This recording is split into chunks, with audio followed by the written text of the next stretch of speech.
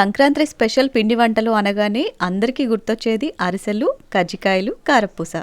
ఏ పిండి వంటలు చేసుకున్నా చేసుకోకపోయినా ఇవి 3 మాత్రం కంపల్సరీ చేసుకుంటూ ఉంటారు. మా ఇంట్లో కూడా సంక్రాంతికి ఈ 3 పిండి వంటలు అయితే కంపల్సరీ ఉండాల్సిందే.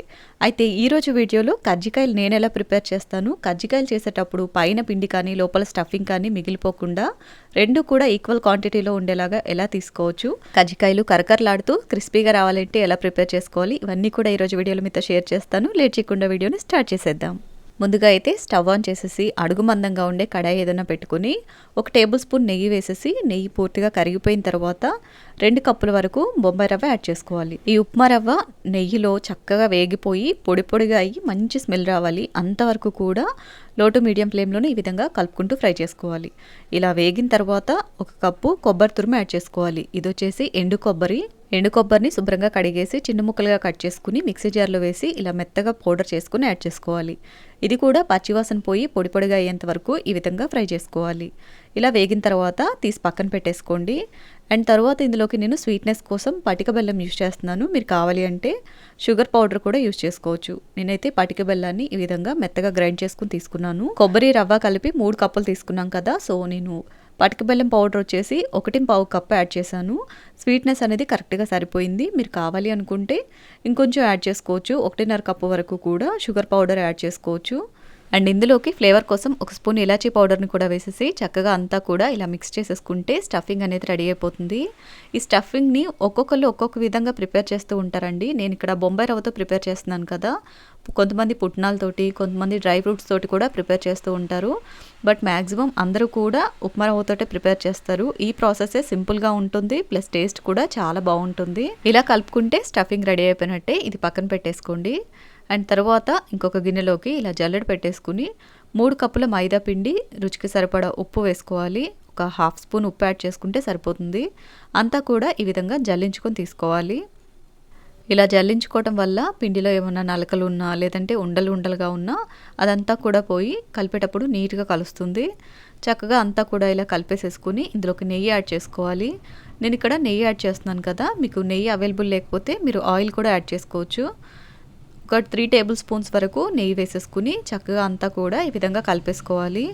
నెయ్యి ఎక్కువ అవసరం లేదు, నెయ్యి మొత్తం కూడా ఇలా పిండికి బాగా పట్టించేసేసి తర్వాత కొద్దిగా నీళ్ళు పోసుకుంటూ మనం పూరి పిండికి ఏ విధంగా అయితే కలుపుకుంటామో అదే విధంగా పిండిని కలుపుకోవాలి.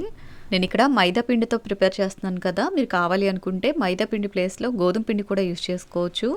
గోధుమ పిండితో చేసేటప్పుడు 1 టేబుల్ స్పూన్ బొంబాయి రవ్వ యాడ్ చేసుకోండి. పైన లేయర్ అనేది క్రిస్పీగా వస్తుంది. అండ్ అంతా కూడా ఇలా సాఫ్ట్గా కలిపేసుకుని ఒక 5 నిమిషాల పాటు పక్కన పెట్టేసేయండి. 5-10 నిమిషాలు పక్కన పెడితే పిండి సాఫ్ట్గా అవుతుంది. అండ్ తర్వాత అన్నీ కూడా ఈ విధంగా ఒకే సైజులో ఉండే చిన్న ముద్దలు చేసుకుని రెడీగా పెట్టేసుకోండి. ఇలా చేసుకోవటం వల్ల ఏంటంటే పని త్వరగా అయిపోతుంది. తర్వాత ఇక్కడ నేను 2 రకాలుగా ఎలా ప్రిపేర్ చేసుకోవచ్చో చూపిస్తున్నాను అండి. ఫస్ట్ ప్రాసెస్ వచ్చేసి ఈ విధంగా పూరి ప్రెస్ మీద చేసేసుకోవచ్చు. మనం రెగ్యులర్గా పూరీలకి ఏ విధంగా అయితే చేసుకుంటామో అలాగే కొంచెం ఆయిల్ అప్లై చేసేసి ఈ విధంగా పూరి ప్రెస్ మీద చేసేసుకుని పల్చగా పూరీలాగా ఒత్తేసుకుని లోపల స్టఫింగ్ పెట్టేసుకుని కజ్జికాయ షేప్లో క్లోజ్ చేసుకోవాలి.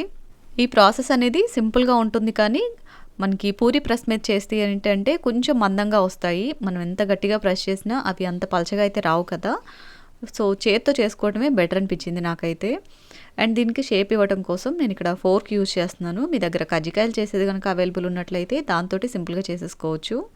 చూడండి, పూరి ప్రెస్ మీద చేసిన పర్ఫెక్ట్గా వచ్చింది. అండ్ రెండో మెథడ్ వచ్చేసి మనం రెగ్యులర్గా చపాతీలు ఏ విధంగా అయితే చేసుకుంటామో అదే విధంగా చపాతీ పీట మీద లైట్గా పొడిపిండి చల్లేసి ఈ పిండి ముద్దకు కూడా లైట్గా పొడిపిండి అప్లై చేసి ఈ విధంగా పల్చగా రోల్ చేసుకోవాలి.